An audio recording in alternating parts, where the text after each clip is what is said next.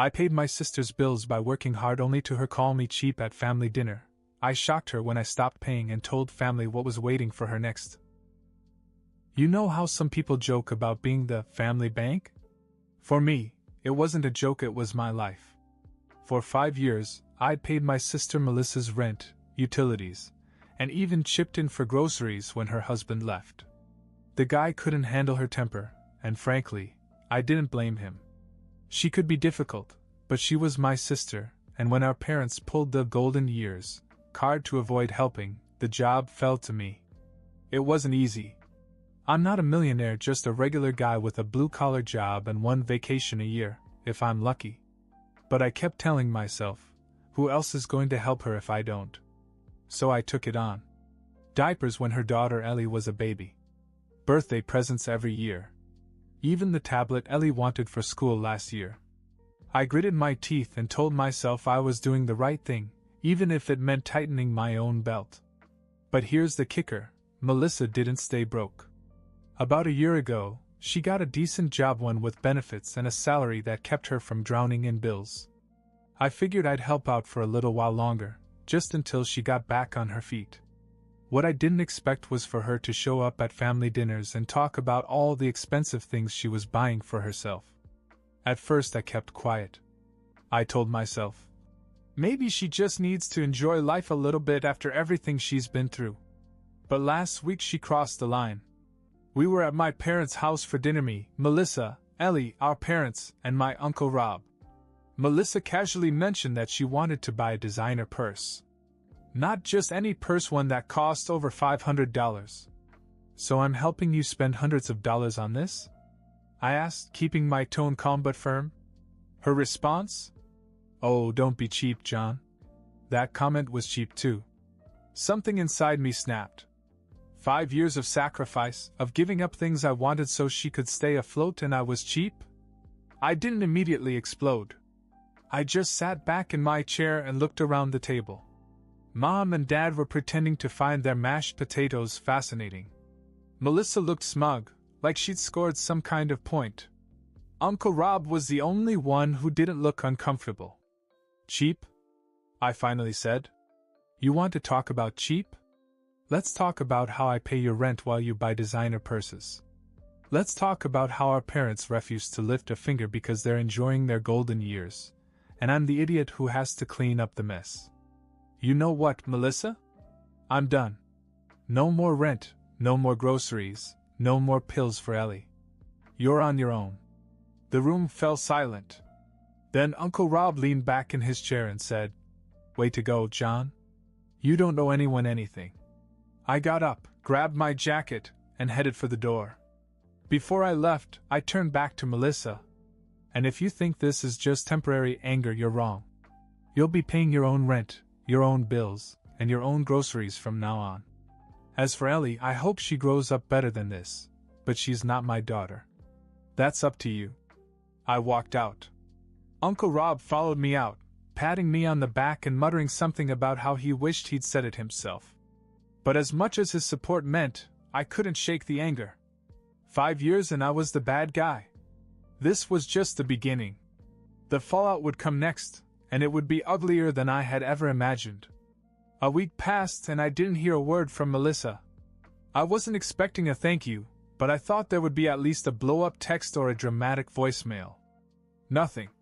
The silence unsettled me more than I cared to admit. Then, late one night, there was a knock at my door. When I opened it, I wasn't surprised to see my parents standing there, looking annoyed. I let them in, thinking this was the moment they'd come to lecture me about family responsibilities. We need to talk about Melissa, Mom said, her voice sharp. Do we? I asked, leaning against the counter. She's struggling, John, Dad added. Ellie doesn't deserve to suffer because of your stubbornness.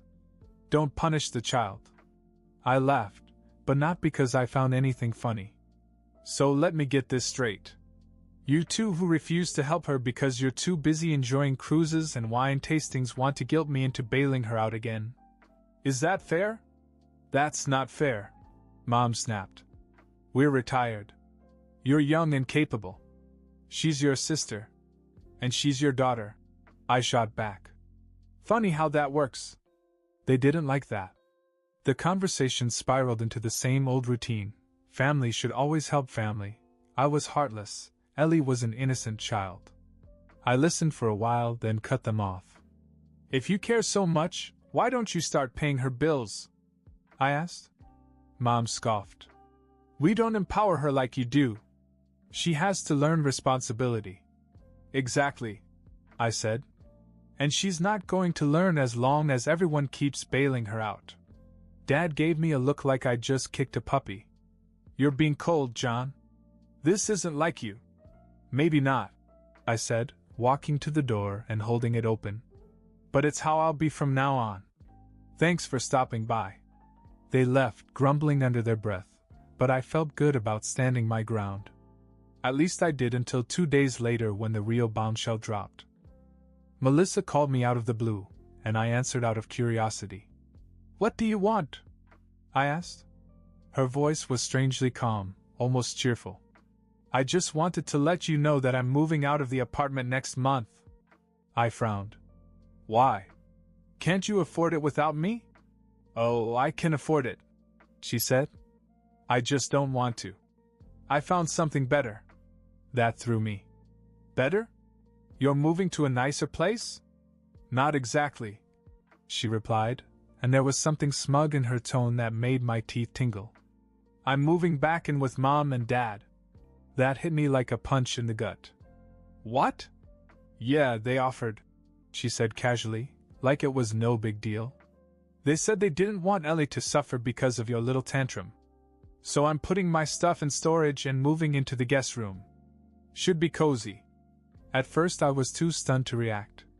All I could picture was Melissa lounging around my parents' house, free of rent and responsibility, while they doted on her and made excuses for her behavior. Oh, and one more thing, she added, her voice dripping with fake sweetness. You might want to check your credit report. Just a heads up. My stomach sank. What the hell does that mean? She laughed. You'll find out. Bye, Johnny. I hung up and immediately logged into my credit account. What I saw made my blood run cold. There was a new credit card account in my name with a balance that made my head spin.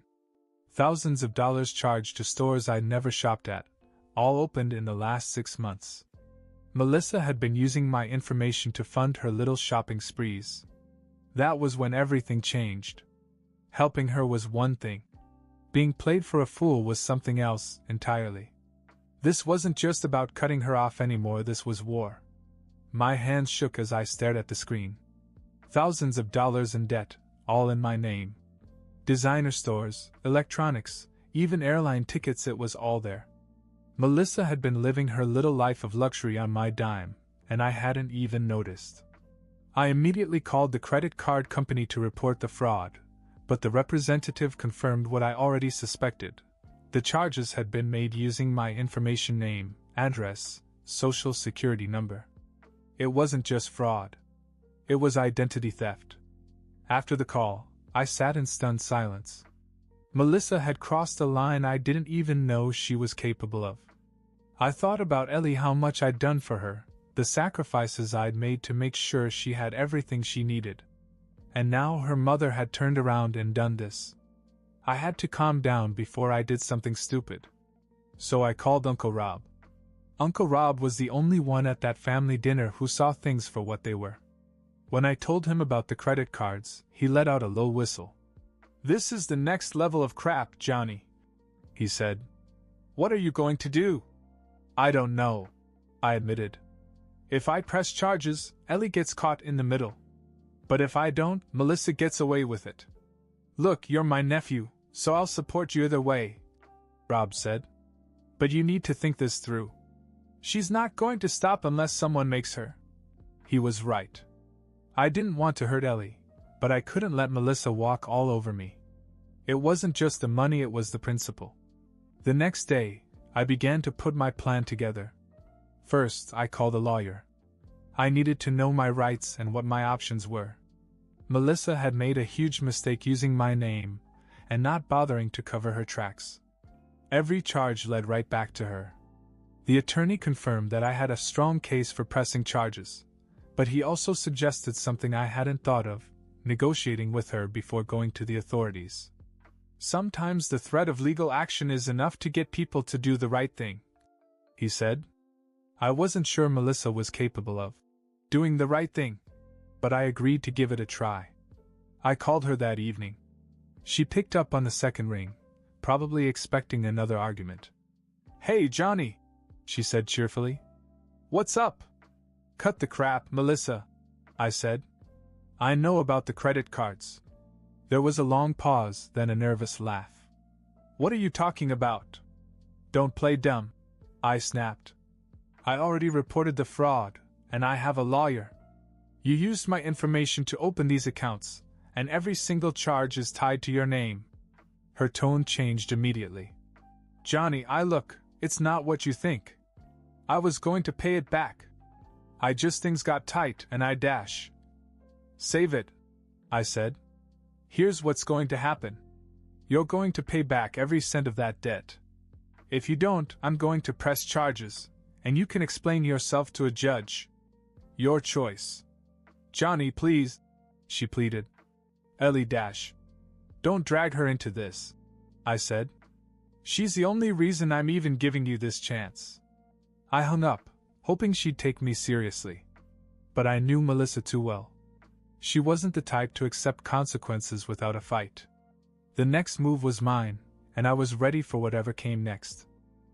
I didn't expect Melissa to take me seriously, so when I got a call a week later from my credit card company saying the accounts had been paid in full, I was surprised. Relieved, sure, but surprised. Then I got the full story, and the relief didn't last long. Apparently, Melissa had gone crawling back to our parents for the money. They had fronted her the cash to pay off the cards, draining the vacation fund they'd been saving for a winter trip to the Caribbean. When I heard about it, I laughed, not because it was funny, but because the whole situation was so absurd that it was either laugh or scream. A day later, my phone rang. It was Mom. I thought maybe she was calling to tell me everything was settled, but I should have known better. "Are you happy now?" she asked as soon as I picked up. "Excuse me? You ruined everything," she snapped. "We had to give Melissa the money we were saving for our trip, and now we're stuck here for the winter because of you." I took a deep breath. "Let me get this straight. I ruined everything? Not Melissa, who committed identity theft and put me thousands of dollars in debt? Not you and Dad, who refused to help her for years and dumped it all on me? No, it's my fault. You didn't have to threaten her like that." Mom shot back. "You could have worked it out as a family. We tried, remember? For 5 years I was the one working things out. And look where it got me. You didn't have to get lawyers involved, John," she yelled. "She's your sister.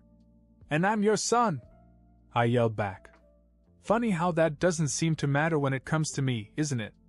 She was silent for a moment, then said coldly, "You're not the man I thought you were." "Good," I said. "Because I'm finally the man I should have been all along, one who doesn't let his family walk all over him." The fallout was immediate. Mom and Dad were furious.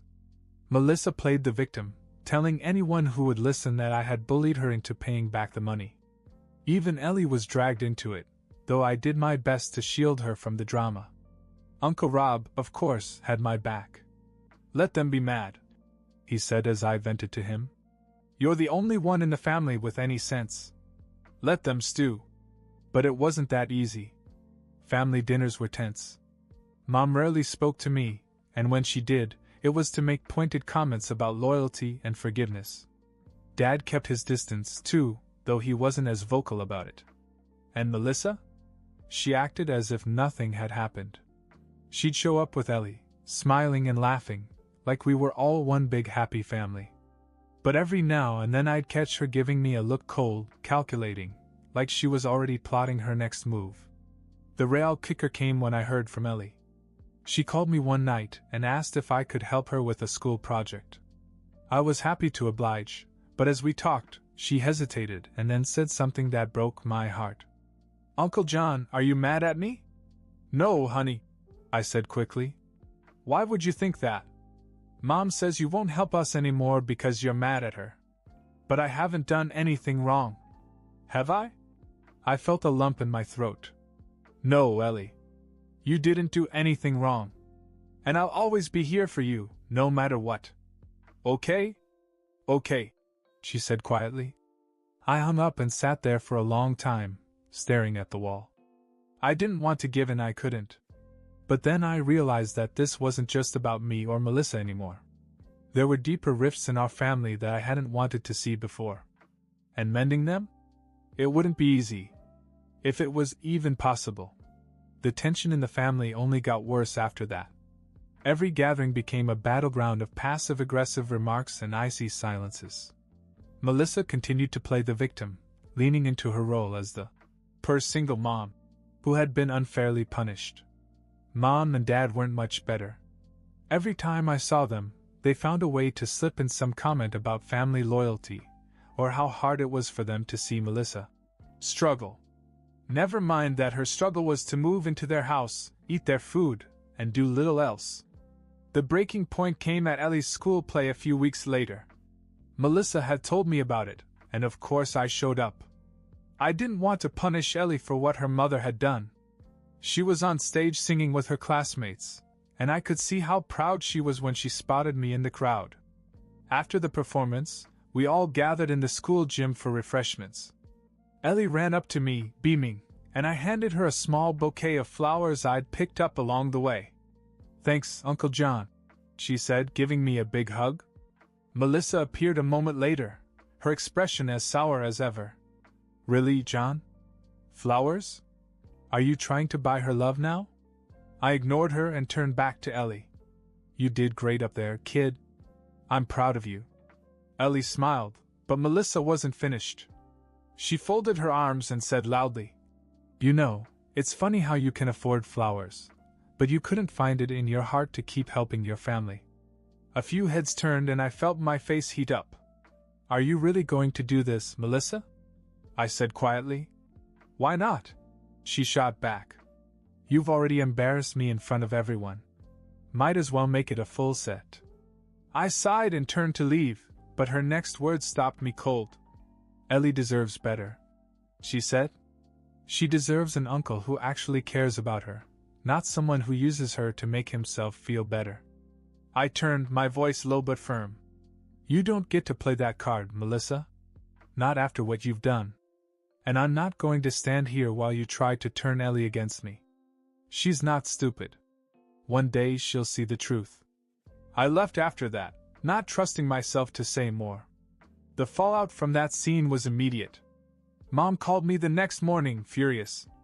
"How could you humiliate your sister like that? At Ellie's recital of all places? Did she tell you what she said to me?" I asked. "It doesn't matter," Mom snapped. "You're supposed to be the bigger person."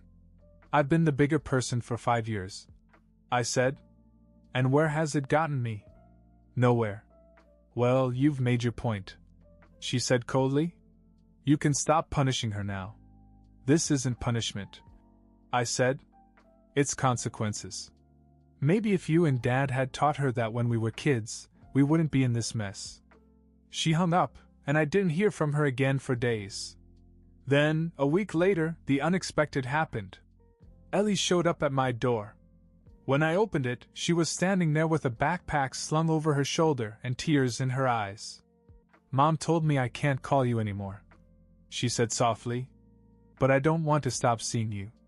My heart broke again. I knelt down and hugged her tightly. "You're always welcome here, Ellie. Always. I don't want to go back," she whispered. I froze. "What do you mean?" "I hate it there," she said. "Mom and Grandma are always fighting, and they always talk about you. I just want to stay here with you." I had no idea what to say. I wasn't prepared for this, but I knew one thing for sure. I wasn't going to let Ellie get caught in the crossfire any more than she already had. "Come inside," I said quietly. "We'll figure this out." And just like that, everything changed. Ellie sat on my couch, clutching a cup of hot cocoa I'd made for her, looking smaller than I'd ever seen her. She'd always been such a bright, confident child, but tonight she seemed lost. I knew it wasn't just the fighting at home, it was years of being stuck between adults who should have been better. We talked for a long time, just the two of us. I asked her about school, her friends, and her favorite books, trying to make her feel comfortable. Eventually, she opened up about what was really bothering her. "Why does everyone fight so much?" she asked quietly. "Why can't we all just get along?" I took a deep breath, not sure how to explain. "Sometimes adults make mistakes," I said. "Big ones. And if we don't fix them, they can hurt the people around us. That's what happened to your mom and me. But none of this is your fault, Ellie. Do you understand that?" She nodded, but didn't look convinced. "Mom says you hate us." I felt a sharp pain in my chest. "I don't hate anyone," I said firmly. "I love you, Ellie. And I want what's best for you. That's why I've had to make some hard decisions lately. It's not easy, but sometimes doing the right thing means not letting people take advantage of you even if they're family." She stared into her cup, processing this. "So, you're not mad at me?" I shook my head. "Never. You're the best part of this family. And I want you to remember something, okay? When you grow up, you're going to have to make tough decisions too. People may try to push you around or make you feel small. But you don't have to let them. You're strong, Ellie. Stronger than you know. And you can always stand up for yourself." She smiled a little at that, and I felt a flicker of hope. When it was time to take her home, she looked reluctant to leave, but I promised her we'd see each other again. "No matter what your mother says, I'll always be here for you," I said. We pulled up to my parents' house, and as soon as we got out of the car, Melissa stormed out the door. "What is she doing here?" she demanded, glaring at me. "Relax," I said. "She just needed some space." We had a talk and I took her home. Melissa started to argue, but Ellie stepped forward and said, "Mom, stop. I wanted to see Uncle John." That shut her up. For once, she looked genuinely surprised. Before I left, I gave Ellie one more hug. "Remember what I said," I whispered. "You're strong." She nodded, her face determined. In the months that followed, things didn't magically get better, but there was progress. Ellie began to stand up for herself more, even with Melissa. She insisted on calling me regularly, and Melissa finally gave up trying to stop her. As for me, I remained firm in my boundaries. My relationship with my parents remained strained, but I didn't regret my choices. I'd been the family doormat for too long, and I wasn't going back. The biggest surprise came from Uncle Rob. He reached out to Ellie directly, offering to help her with school projects, and even taking her out for ice cream when things got rough at home. It wasn't the same as fixing everything, but it gave Ellie another safe place to go. I still saw her as often as I could, and each time I reminded her of the same thing: she was strong, she was smart, and she didn't need to be pushed around. Melissa never apologized, and I didn't expect her to. But I didn't need her to. In the end, I'd done what I had to do for myself and for Ellie. And that was enough. A few weeks after that night, Ellie sent me a hand-drawn card. Inside it said, "Thank you for always believing in me. I'll always remember what you said, I'm strong." It wasn't much, but it reminded me that standing my ground had been worth it.